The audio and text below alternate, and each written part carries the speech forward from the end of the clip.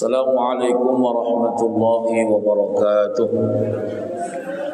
Alhamdulillah rabbil alamin, wassalatu wassalamu ala sayyidina Muhammadin wa ala alihi wa sahbihi ajma'in.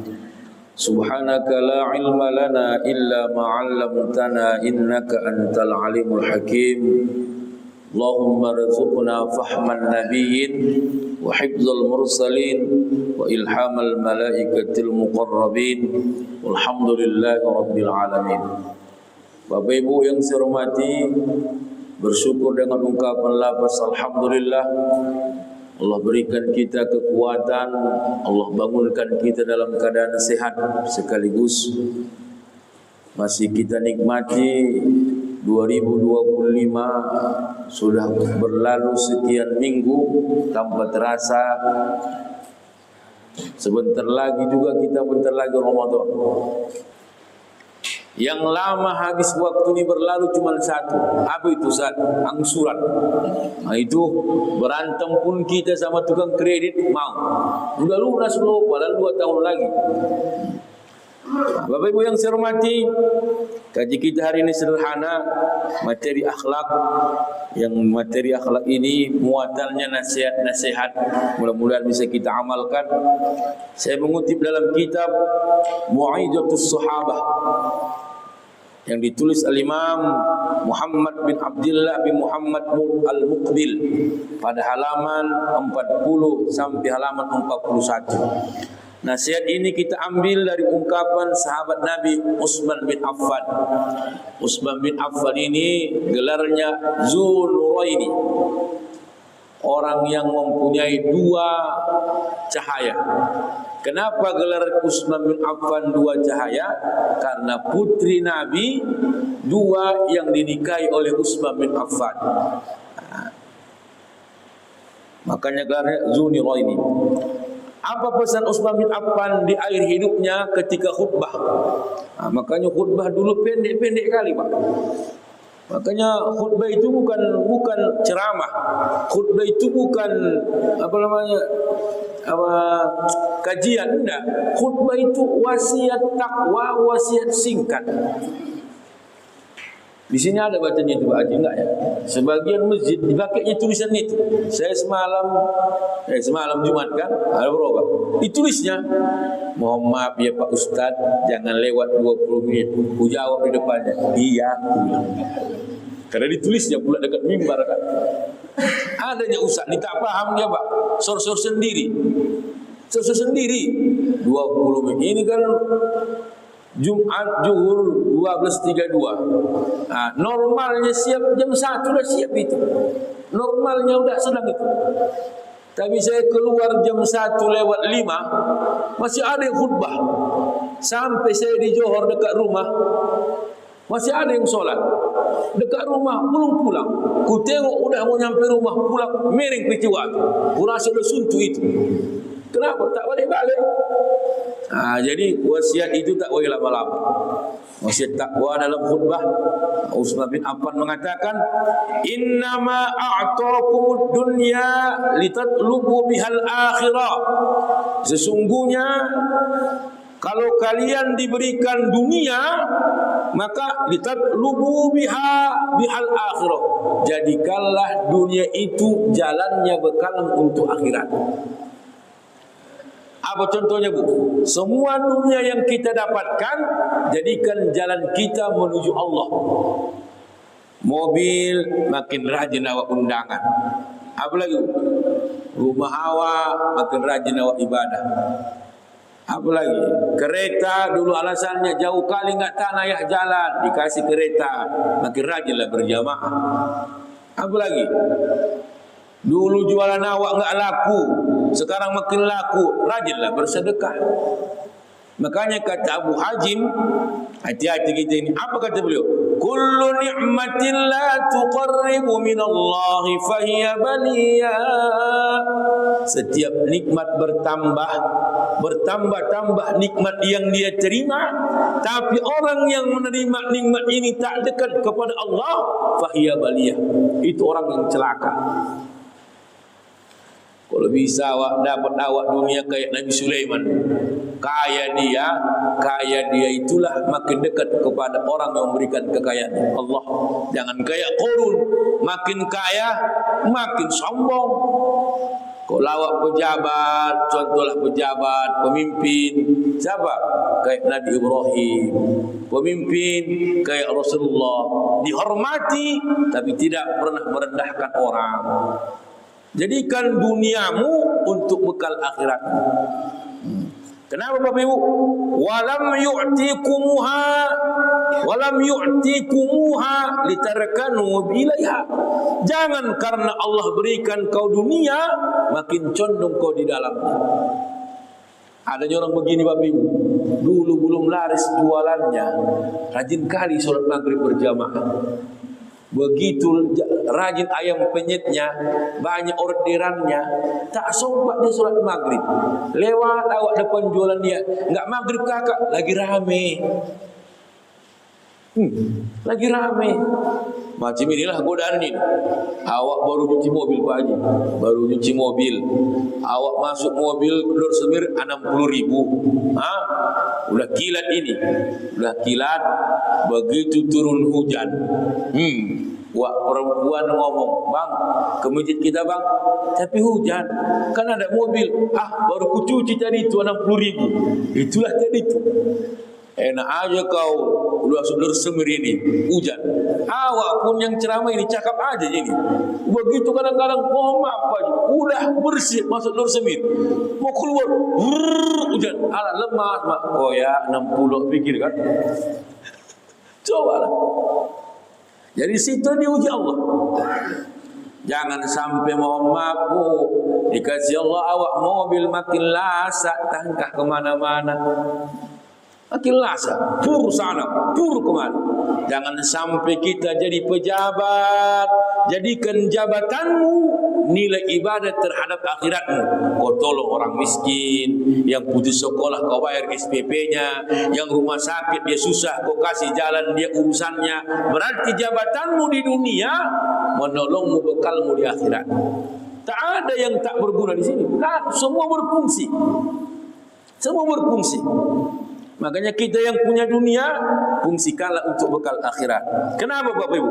Inna dunya tafna. Karena dunia ini panah. Dunia ini binasa. Wa innal akhirata tabqa. Sesungguhnya akhirat itu yang kekal. Apa mau ditunggu? Makanya ada satu kitab saya baca, Hillatul Aulia, yang ditulis Al-Imam Syekh Abu Nuaim. Satu ungkapan dari ulama besar bernama Ibrahim bin Adham. Kenapa anak yang baru lahir ke dunia menangis? Ibu yang melahirkan di sini, ada ibu tengok 4 anak ibu ketika ibu melahirkan ketawa. Ada bu. Dan saya lah Bapak Ibu yang melihat orang kadang-kadang di FB, di Instagram, di YouTube. Rata-rata saya tengok orang yang melahirkan, anak yang dilahirkan menangis sejadi-jadinya. Belum ada saya tengok anak baru lahir. Belum ada aku tengok Pak. Ada ibu tengok orang anak baru lahir ketawa. Anak hantu itu. Ini jawabannya kan. Kenapa anak yang lahir ke dunia menjerit menangis sejadi-jadinya? Kata Ibrahim bin Adham, lima ta'idid dunya bihi min sururiha. Karena dia sudah tahu terhitung atas kejahatan-kejahatan yang dia terima. Apalagi yakunul buka'u tifli sa'ata yudha. Kenapa anak kecil itu menangis ketika dilahirkan? Idza absarat dunya istahalla ka'annama yara ma sayalqa min azaha wa yasma'. Kata beliau, kenapa anak yang baru lahir itu menangis menjerit? Karena dia melihat, mendengar bahwa keburukan sudah dia terima di depan matanya. Mohon maaf kalau tahulah kita saja dulu waktu lahir beginilah dunia ini, tak mau kita lahir ke dunia. Maka Makanya menangis anak-anak tuh. Itu begini rupanya dunia dia. Udah keluar, nggak mungkin balik lagi. Nah, makanya tak ada orang yang lahir ke dunia senyum, kan? Kabihu si kabihu, tak ada. Tahu dia sakitnya dunia. Makanya yang punya harta, jadikan harta kita menolong kita dalam urusan akhirat. Apa lagi? La tubtirannakumul faniyah. Jangan pernah menyombongkan yang binasa. Ya kan? Wala tasghalannakum 'anil baqiyah. Dan jangan kau sibuk yang sudah jelas ditinggalkan. Apa mau disombongkan babi? Apalagi umur ini.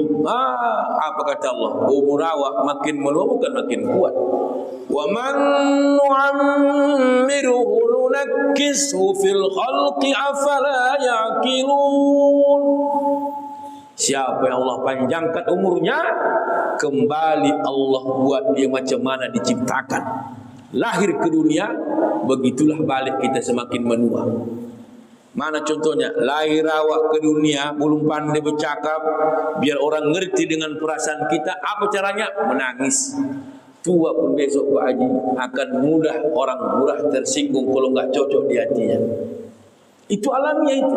Sikit-sikit merajuk, sikit-sikit sakit hati, sikit-sikit Muhammad tersinggung, nggak cocok sama orang banyak, pindah masjid dia ke masjid takwa dia, lewat dari belakang.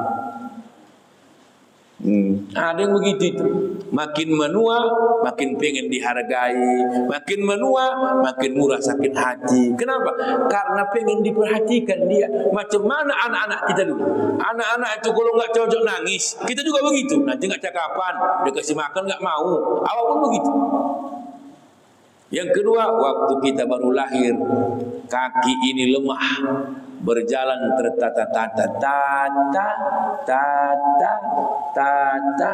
tapi ketika kau pandai jalan, banyak orang bahagia karena perkembangan fisikmu, orang bahagia. Tapi ketika tua, berkuranglah kekuatan fisikmu, payahlah berjalan. Bukan orang bahagia, orang susah gara-gara kita. Yang lama lah kakak, oh Tuhanku, cepatlah sikit. Allah balik itu, Pak. Apa mau dibanggakan? Ibu waktu gadis dulu usia 25 tahun, oh takjub dengan kecantikannya. Orang sekarang takut karena ketuaannya. Kok tua kali kakak ya?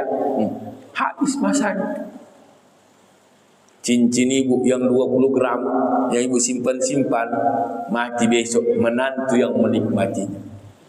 Makanya sekarang keluarkan, sedekahkan sebelum ditinggalkan. Dalam hatinya nggak ada ustaz yang mau disedekahkan, emasnya pun nggak ada, rupanya nggak ada. Ada di balik tilam itu. Begitu meninggal dapat bapak itu pula. Allah Akbar, menikah lagi dia. Itu pula maharnya sama bini keduanya. Sakit kali hati itu. Dia menikah lagi, cincin disimpannya, dapat lakinya. Makanya ibu berpesan kian mulai, bang, ada cincin di bawah tilam.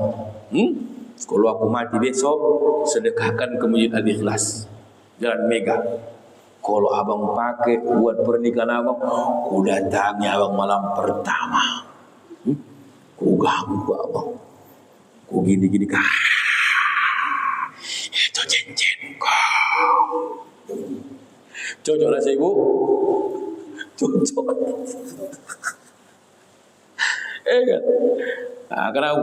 Sadarlah engkau wahai insan, walau hartamu berpasir intan, harta dan benda tidakkan kekal, ilmu dan amal yang menjadi bekal di samping dirimu tiap saat, mengiringmu ke liang lahat. semangat.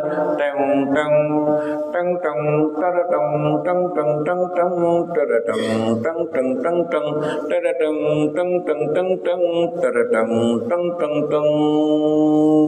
Bila engkau telah menutup mata, harta bendamu sudah pasti tinggal, tak dapat lagi dibawa serta selain hanya jasa dan amal. Bila engkau telah menutup mata, harta bendamu sudah pasti tinggal, tak dapat lagi dibawa serta selain hanya jasa dan amal. Bila nafas tinggalkan badan, tinggallah jasad tidak bernyawa, hanya kapas dan kain kapan serta amal yang dibawa. Teng teng teng teng taradeng teng teng teng teng. Yang begitu musiknya, Bu. Apa yang diawak bawa besok cuma dua, kain kapan sama kapas. Kapas itu dibulat-bulatkan, masukkan ke hidung, berkaca oleh Allah. Makanya kata Aisyah radhiyallahu anha, ada nasihat beliau, saya kutip apa katanya, ayuhan nas amma tastahyuna min Allah, wahai manusia, apakah kalian tak malu sama Allah? Nah, maka apa alasannya? Maka mereka menjawab, wa ma dzaka ya Rasulullah, apa maksudnya sedemikian itu kau katakan, kenapa kalian tak malu? Maka Rasul menjawab, tajma'una malan ma la ta'kuluna, kau kumpulkan harta banyak tapi kau tak sanggup menikmatinya. Apa lagi? Wa ta'ammaluna ma la tudrikuna, terlalu panjang angan-anganmu walaupun kau tak mampu. Maunya kayak gini lah ya, maunya kayak gini lah ya, maunya begini ya, padahal tak mampu kita. Belum lagi sampai angan-angan udah mati duluan. Ini yang paling banyak kita kena ini. Wa tabnuna ma la ta'muruna, kau bangun tapi tak kau nikmati. Kau bangun rumah sewa 20 pintu, apapun mohon maaf tak ada fungsinya. Kau bangun rumahmu setiap kota ada, tapi yang ada, ini contohnya bagi, tapi yang ada, Pangkalan Berandan ada, Pangkalan Susu ada, apa lagi, Tanjung Merawa ada, tapi tak ditempatinya. Ujung-ujungnya tempat kita adalah 1 kali 2, ukurannya seukuran badan kita. Makanya maksudnya apa, Bu? Nikmati aja apa yang ada sekarang. Dikumpulkan pun kalau tak diterima. Makan itu cuman sesuap kenyang, itulah dunia itu. Ujung-ujungnya kotoran. Tapi kita kadang-kadang itulah dunia. Di mana kita makan, Bang? Aku begitu nyawa. Ini aja. Bila kayak penyet. Ayam-ayam aja lo gak enak. Cari ikan lah. Udah ikan. Asik gorengan aja pun bakar-bakaran lah. Cari bakar-bakaran. Kita siap-siap. Ada orang makan pun susah. Kita cari tempat makan susah. Itulah bedanya. Ada orang cari makan susah, kita mau cari tempat makan pun susah. Cari tempatnya, cobalah. Makanya Bapak Ibu, jangan pernah kita berharap terlalu banyak. Kenapa? Karena kalla innal insana la yatgha, kata Allah Subhanahu wa taala. Makanya apa maknanya? Ketika mereka manusia ini melampaui batas, ar-ahus taguna. Kenapa manusia datang sifat merasa melampaui batas? Karena dia sudah merasa cukup. Ngapa ya aku solat lagi? Mobilku dah ada. Ngapa ya aku solat lagi? Rumahku mewah. Makanya banyak orang yang enggak dapat dunia, dia kecewa terhadap urusan dunia. Contoh, jangan sampai ngapa ya wak solat ya? Gini-gini aja nyawa. Banyak sekarang begitu hati manusia itu. Macam kita, Bang, ngomong bangun awak subuh, orang kepajak. Awak ya Allah Rabbi, sehat-sehat pula. Awak yang rajin solat, rematik, gula naik, asam urat naik. Tiap hari awak solat. Itulah Allah. Kenapa? nanti kita ada, mohon maaf saya baru baca tadi malam tapi saya sampaikan hari ini. Ini aku sampaikan apa? Bentuk perhatian Allah terhadap hambanya. Salah satunya Allah buat dia banyak masalah. Kenapa bentuk perhatian Allah dibuat Allah kita masalah? Maka ternyata bentuk perhatian Allah itu dibuat Allah kita banyak masalah. Kita ini Bapak Ibu, kadang-kadang kalau nggak ada masalah, enak kali hidup tu. Dibuat Allah tu. Sakit awak datang. Mak ya, jangan disinggung pula kan. Dibuat Allah begini lah. Aku kok lagi sihat-sihat dulu pula sekali aku ke Bukit Lawang sembah. Beras tagih lasak begitu kena rematik ala Allah Akbar. Oi Tuhan pula Allah. Alah, kenapa mau dibuat Allah? Kau di rumah aja kau ngurus lakimu. Dulu kau waktu sehat asyik pengajian aja, bolak-balik pantai cermin, pantai apa, kemana-mana lasak. Dibuat Allah kaki awak ni tak kemana-mana lagi, biar kita dekat di rumah aja. Begitu cara Allah. Apalagi yang paling kawal, ada orang, saya memang begitulah mulut saya ini, maafkanlah, agak kasar, tapi bukan saya buat-buat. Yang saya lihat, kadang-kadang mau solat Jumat, solat Jumat, tukang-tukang becak tu, tukang-tukang bangunan tu, sanggup dia di parkiran tu digolekkannya dalam becak tu tidur. Kenapa Ustaz? Aku ditegurnya, Ustaz, awak Ustaznya mau khutbah ditegur dia tak solat Jumat. Kacau kawan. Yang kedua tukang bangunan, aku khutbah dia di muka aku, tengok-tengok kami. Alhamdulillah, alhamdulillah, merokok. Allah. Apa maknanya? Miskin aja kau tak ingat Allah. Macam mana mau dikayakan Allah? Mungkin kalau aku kayakan kau, makin parah kau. Gini aja lah kau. Jadi kita dan saya berbeda masalahnya. Begitulah bentuk perhatian Allah terhadap hambanya. Pengen kalau aku tengok kau menangis, Rabbana hablana minas salihin. Nangis kau, nangis. Minta sama aku, nangis kau dulu. Pengen Allah, nangis kau dulu. Tak pernah kau menangis sama aku. Sama orang kau menangis kau dulu. Pengen Allah bentuk perhatiannya. Itu yang pengen Allah. Bu ya, jadi kita ini jangan terlalu jangan terlalu memikirkan apa yang dimiliki orang lain. Nikmatilah apa yang sudah hak milik kita. Kalau ibu pikirkan, tengoklah yang enggak satu agama sama kita, kaya-kaya, sehat-sehat, pemakai narkoba, anaknya Muhammad bagus-bagus rezekinya, daftar CPNS langsung diterima, anak berkas pun tak diterima. Jangankan lulus, berkas pun tak diterima. Mungkin dibuat Allah, kau jangan jadi pegawai. Kenapa? Kalau pegawai kau nanti makan subhat, menyogoklah kau, menyogok kau nanti gajimu jadi haram. Gini-gini aja lah kau. Kau di pabrik aja lah kau berkurang ke ayah kau. Banyak panen sawit, paling kerja kau ngajar-ngajar tukang berondol. Itu aja lah kerja tiap hari. Mungkin tak Allah begitu. Jadi kadang-kadang kita ibu lah yang suami istri. Pasti yang enggak ibu kriteria itu Allah jodohkan. Iya Pak Ustaz, aku laki kuasa marah aja Pak Ustaz. Pemarah kali Pak Ustaz. Dulu pada aku berdoa, ya Allah kasihlah aku anak yang soleh, suami yang soleh, taat ibadah. Apa yang taat ibadah Pak Ustaz? Awak yang mengingatkan dia ibadah. Kalau tak diingatkan tak ibadah, makin pakai Pak Ustaz. Mungkin dibuat Allah ibu istri soleha, Allah hadirkan laki-laki orang biasa.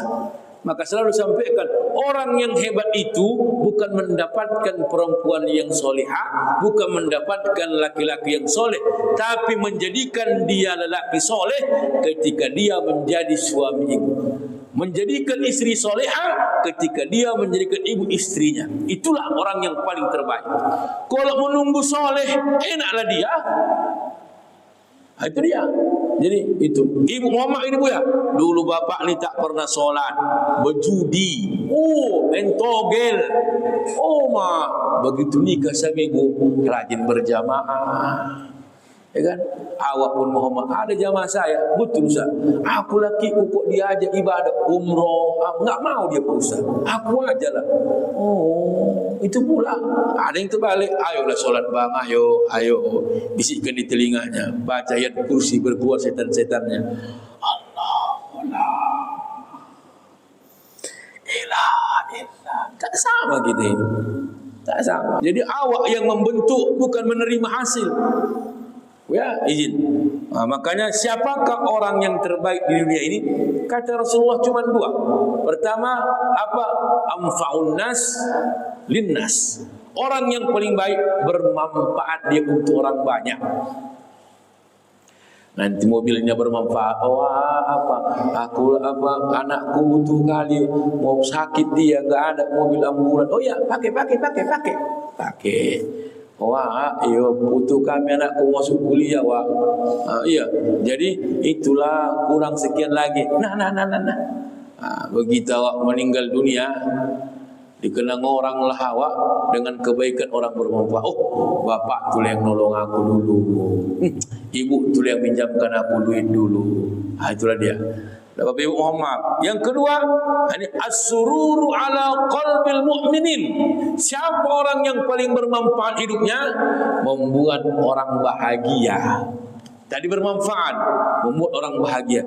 Tak awak rusuhi dia, walaupun tetangga awak tukang merusuh, awak sapu halamannya, dia yang mengkotorinya.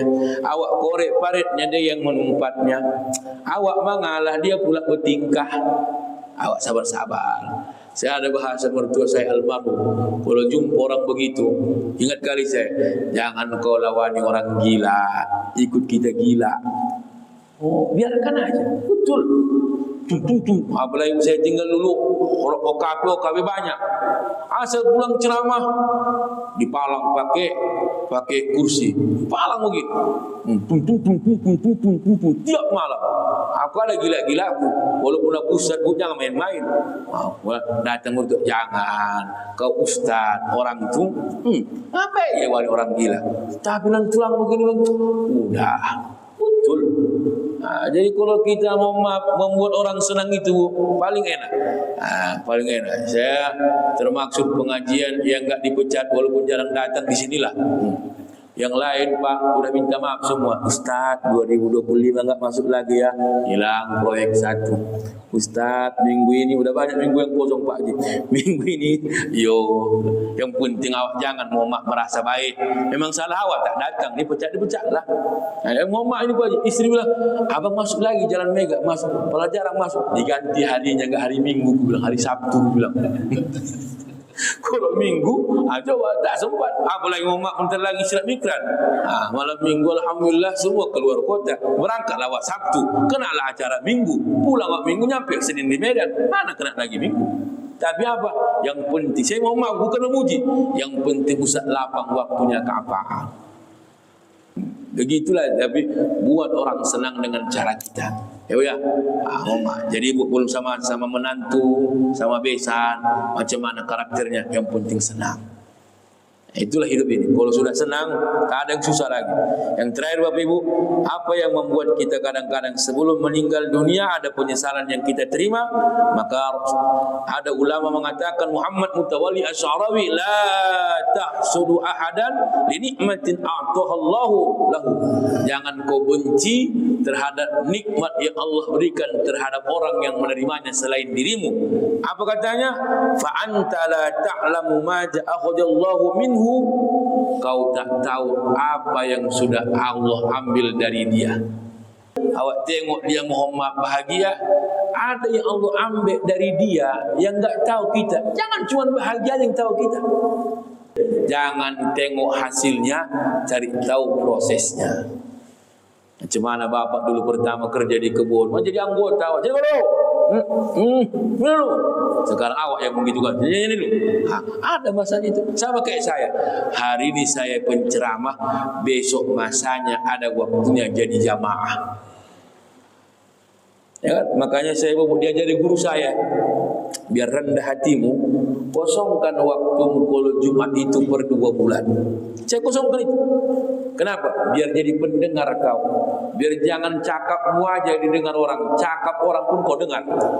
Berbaik sangkalah kita, saya dan kita semua berbeda-beda merasakan dunia ini. Ada udah rasanya lengkap, ada lengkap anaknya ada, pegawai semua, ada pula Muhammad hartanya ada, anaknya belum dikasih Allah, rumahnya udah ada, belum dikasih Allah. Ada pula gara-gara anaknya terjual rumahnya. Gimana bang? Gara-gara anak itu jual rumahan, masuk penjara, soronglah. Jadi macam-macam. Jadi kita berbaik sangka dengan Allah, semakin dibuat Allah kita banyak masalah di dunia, pengen Allah perhatikan. Macam kita bermasalah sama istri, pengen diperhatikan kita dengan kesalahan kita. Allah juga pengen begitu. Ku buat kau banyak masalah, panggillah aku. Mana namaku? Ya Allah, ya Rabb. Pengen Allah itu. Begitulah dibuat Allah perhatian itu. Makanya semangat kita Bapak Ibu, yang miskin mungkin belum terangkat rezekinya, mudah-mudahan Allah angkat rezekinya dekat kepada pemberi rezeki. Jangan sampai semakin dikasih Allah makin jauh. Mungkin lebih baik miskin aja laku. Walaupun aku miskin begini, tak tinggal maghribku, tak tinggal isyaku, zuhur asar tetap lengkap. Nah cukup kaya kali pun awak heboh juga. Awak pun nanti mau sibuk. Di mana ketua? Di sini. Okey, OTW berangkat lagi. OTW berangkat. Tak siap-siap. Itulah makna dunia yang kita lakukan hari ini, bahwasanya boleh kau miliki, boleh kau nikmati, tapi jangan simpan di hati. Itulah dia. Makanya kita berdoa, yang punya dunia di sini, yang kaya, tolong masjid ni. Yang enggak ada waktu, ramaikan. Ini udah tak menyumbang, datang pun susah. Macam mana mau dikasih Allah dunia itu dengan kita? Mudah-mudahan bermanfaat. Allahu a'lam bishawab. Assalamualaikum warahmatullahi wabarakatuh.